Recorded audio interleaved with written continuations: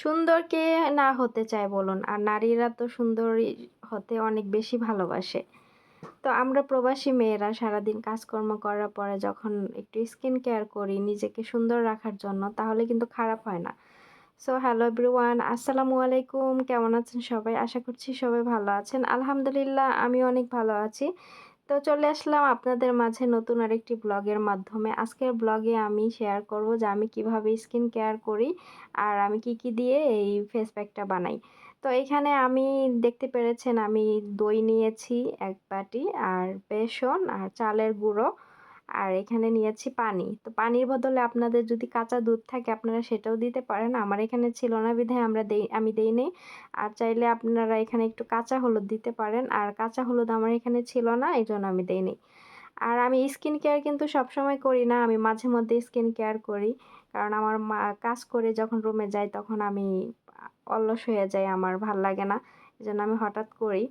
তো এখানে আমি ভালো করে এগুলো মিক্স করে নিতেছিলাম। একদম থিকনেসটা একদম মোটামুটি গাঢ় করে রাখতে হবে। একদম পাতলাও করা যাবে না, একদম গাঢ় করা যাবে না। যাতে এটা আমি যখন ফেসের সাথে এপ্লাই করব তখন এটা খুব সুন্দর মতো বসে থাকবে। মানে চুয়ায় পানির মতো পড়বে না। তো যাই হোক আমি ফেস প্যাকটা বানাইয়া একটা বয়ামে আমি স্টোর করে রেখে দিয়েছি আর একটা বাটিতে আমি রাতের জন্য রাখছি। তারপরে এই যে আমি রাতের বেলা রুমে আসলাম, আসার পরে এই যে আমি ফেসটাকে ভালো করে ক্লিন করে নিছি ফেস ওয়াশ দিয়ে। তো তারপরে এই যে টিস্যু দিয়ে ফেসটা ভালো করে মুছে এবার আমি ফেস প্যাকটাকে হাতে, গলায় আর আমার ফেসে অ্যাপ্লাই করব। কারণ আমি সবসময় গলায় আর ফেসে আমি ফেস প্যাক ব্যবহার করি। হাতে আমি তেমন একটা করি না। কিন্তু আজকে ফেস প্যাকটা একটু বেশি হয়ে গেছিল বিধায় আমি একটু হাতে করলাম। আর আমি যখন ফেস প্যাকটা এপ্লাই করতেছিলাম তখন আমার ক্রিম আপার কথা মনে পড়ে গেছে।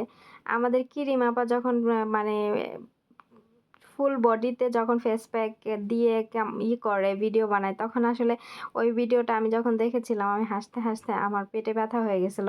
তো আমি এটা দেখার পর আমার ক্রিম আপার কথা মনে পড়ে গেল যে আমি কি আসলে ক্রিম আপার মতোই কি স্কিন কেয়ার করতেছি নাকি।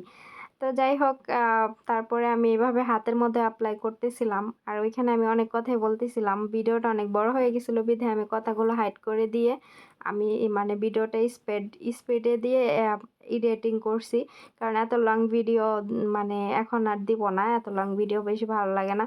তো এখানে ২ হাতে এপ্লাই করছি। এটাকে আমি ২০ মিনিটের মতো আমি ফেসে আর হাতে এভাবে রেখে দিব। তারপর আমি একদম গোসল করে ফেলবো। অবশ্যই এটা গোসলের আগে দিলে ভালো হয়। তো আমি তো রাতের বেলা গোসল করি। তো এজন্য আমি রুমে এসে এটাকে আগে দিয়ে তারপরে এখন আমি ২০ মিনিট রেখে গোসল করব।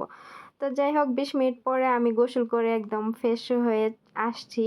তো দেখতে পারতেছেন যে আমার স্কিনটা এখানে আমি কিন্তু ভিডিওটা এডিটিং করছি। আমি কোনো ফিল্টার এখানে এড করি নাই। একদম ন্যাচারাল ইসে আমি দিছি। তো দেখতেই পারতেছেন যে আর আমার ফেসটা আমি যখন ধরতেছিলাম তখন একদম বেবি স্কিনের মতো একদম সফট মানে লাগতেছিল আমার কাছে। আসলে এই স্কিন কেয়ারটা যদি আমরা এই ফেস প্যাকটা যদি নিয়মিত ব্যবহার করতে পারি তাহলে আমরা আসলে আমাদের গ্লাস স্কিন পাওয়াটা কোনো ব্যাপারই না। কোরিয়ান মেয়েদের মতো একদম গ্লাস স্কিন আমাদেরও হয়ে যাবে।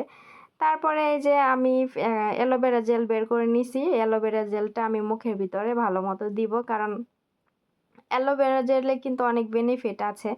আর আমি কিন্তু অ্যালোভেরা জেলটা অনেক বেশি ব্যবহার করি। আমি রাতের বেলা মানে অ্যালোভেরা জেল দিয়ে মুখে দিয়ে তারপর আমি ঘুমায় থাকি। সকালে আমি একটা ফেস ওয়াশ দিয়ে মুখটা ধুয়ে ফেলি।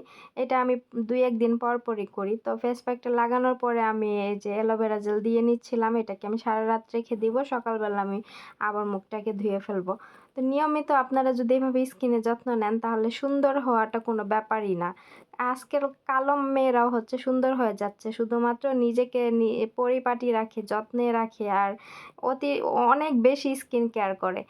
তো অবশ্যই এই দেখেন আমার স্কিনটা এখনই গ্লাস স্কিন লাগতেছে অ্যালোভেরা জেল লাগানোর পরে। তো আমি ইনশাআল্লাহ এখন থেকে প্রতিদিন এভাবে স্কিন কেয়ার করব। কারণ নিজের ঊর্ধ্বে আর কিছুই হয় না। নিজে সুন্দর তো সব সুন্দর। তো অবশ্যই আমি স্কিন কেয়ার করব আর মাঝে আপনাদের সাথে শেয়ার করব। তো এই তো আমাকে আপনারা দেখতেই পারতেছেন আমি হচ্ছে আমাকে আসলে আমি নিজেই ক্যামেরাতে দেখে আমাকে অবাক হয়ে গেছিলাম। আমাকে নিজেকে অনেক ভালো লাগতেছিল। তো আসলে নিজে সুন্দর থাকলে কিন্তু সবকিছুই ভাল লাগে। তো এরকমই আমি আপনাদের সাথে আসলে তখন কি বলতেছিলাম না বলতেছিলাম নিজেও জানি না। হয়তোবা অনেক কিছু বলতেছিলাম। আবার ভিডিওটা আমার লং হয়ে যাবে দেখে হাইড করে দিতে হইছে। তো এই পর্যন্তই ভিডিও হচ্ছে আর বেশি বড় করব না। আজকের ভিডিও এই পর্যন্তই রাখবো।